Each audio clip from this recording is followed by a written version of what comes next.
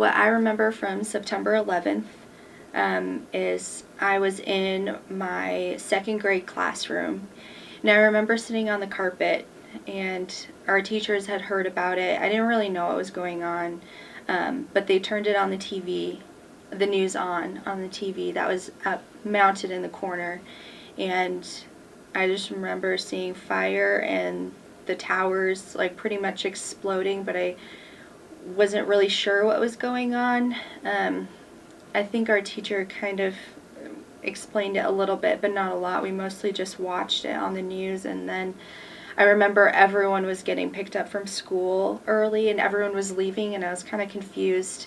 And I think our school district might have had a bomb threat that day as well.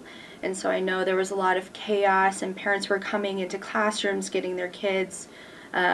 But I didn't get picked up early. I stayed the whole time. But I just remember it being a lot of confusion and chaos, and I just really wasn't sure what was happening, but I knew it wasn't good. That day I was in English class, and we had like a pod of 3 different classes. There was English and then 2 social studies classes. And the social studies class had the TV on, and they were watching that. And I walked into class, and I was like, what's going on over there? So I immediately went over there just to find out what was happening. And then it was Mr. Parlin. He told me, yeah, a plane ran into the towers, and we don't know what's happening.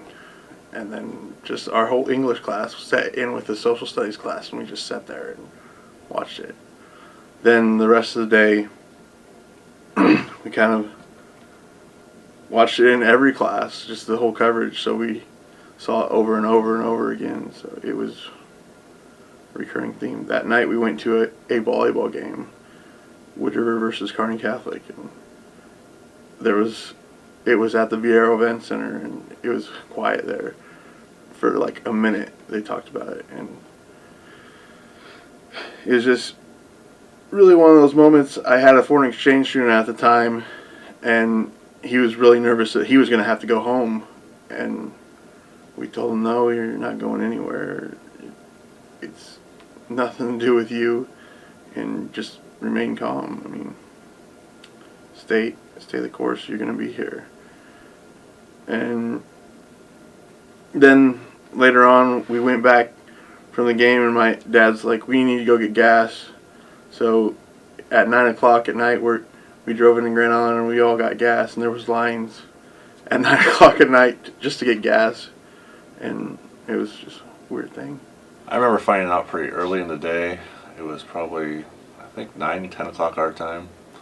I was listening to the radio while I was working, and I remember the first crash, or hearing about the World Trade Center, and then going out to the shop and talking to my fellow coworkers, and then at that time we hear about the Pentagon, and then or the Pennsylvania flight, one of those two, and then it got really scary because you didn't know how many planes had been hijacked. You didn't know anything. You were just, like I said, just listening to the radio.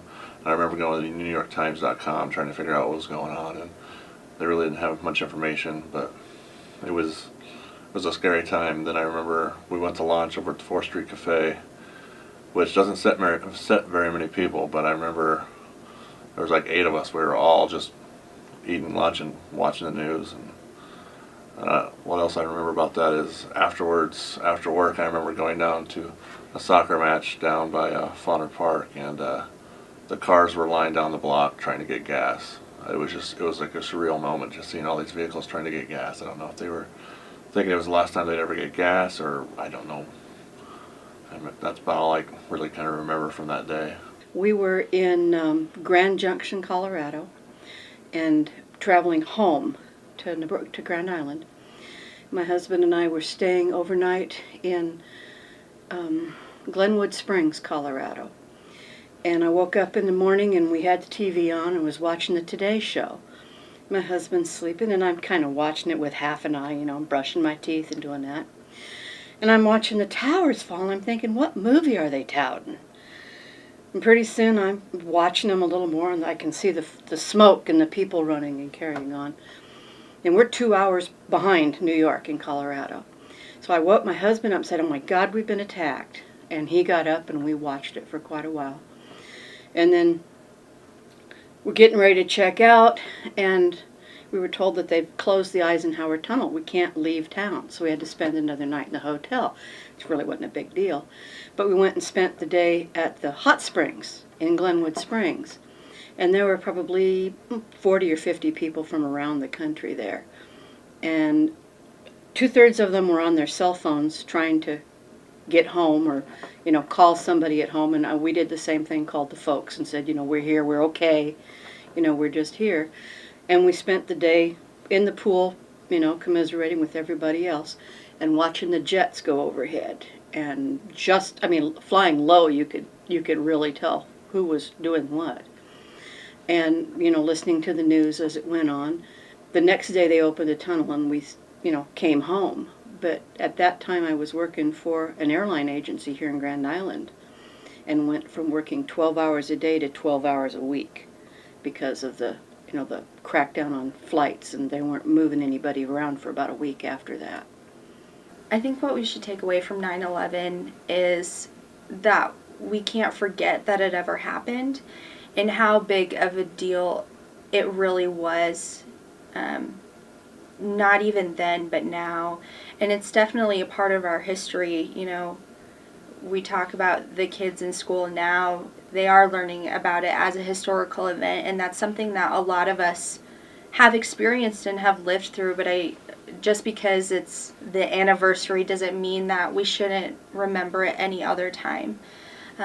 I just think we can't forget how big of an impact it has had on our society and on our culture, and just how many things have changed because of it. It was kind of a catalyst moment in our country in a lot of ways, with higher security and everything, and other things contributed to that too. But I think it, was kind of almost the last straw. It was just a big deal, and we just can't ever forget that. And of the people's lives that were lost, there were so many.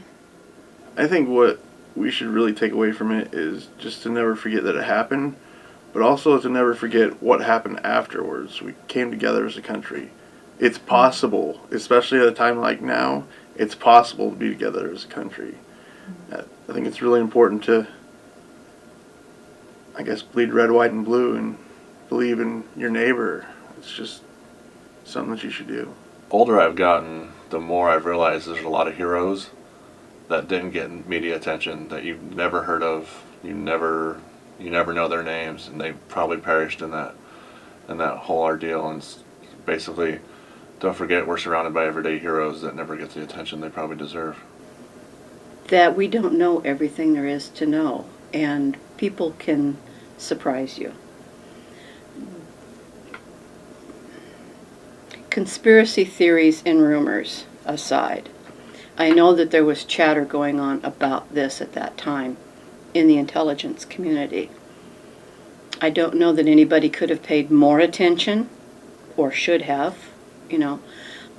but there was something going on out there. It's really hard for me because I come from a military family and a military background. So my first instinct is to kill them all, let God sort them out. That's not the right way to do it, but that's my very first instinct.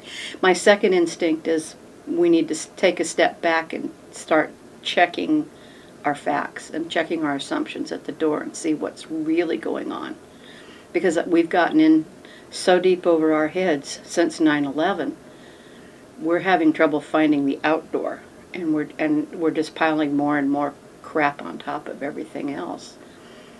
And I'm not sure where the out is or what we should be doing. Keep up with the latest photos from our excellent staff of photographers. Go to theindependent/photos/latest.